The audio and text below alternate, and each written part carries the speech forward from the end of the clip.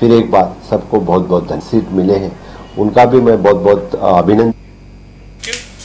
Well, Union Minister Nitin Gadkari expressed the confidence in the Mahayuti Alliance victory in the Maharashtra Assembly election, stating that while they were sure of securing a majority, the result was unprecedented. While he also praised the people of Maharashtra for showing overwhelming trust in Mahayuti, adding that his victory has increased responsibilities, and Gadkari assured that the alliance would work diligently to meet the expectations of the people and fulfill the promises of good governance.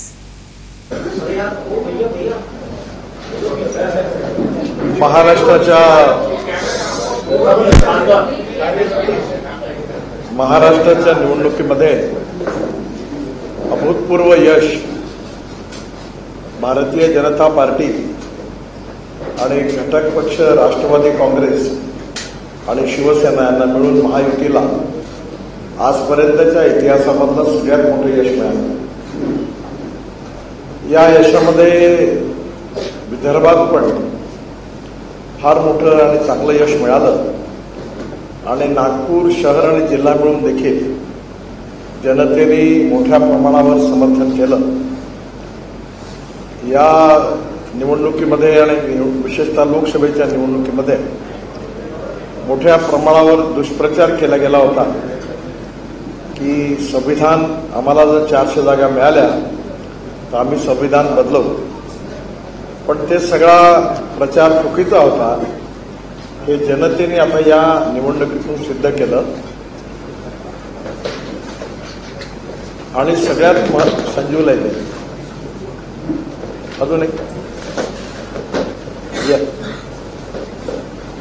आणि या निवडणुकीमधली सगळ्यात मोठी विशेषता ही राहिली की शेतकरी, शेतमजूर, आदिवासी यांनी तर भरपूर प्रमाणामध्ये आम्हाला मतदान केलं।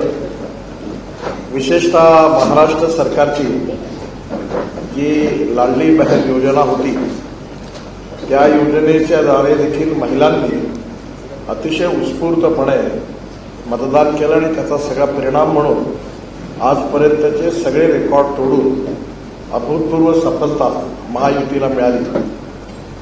या अभूतपूर्व विजयाबद्दल मी महायुतीचे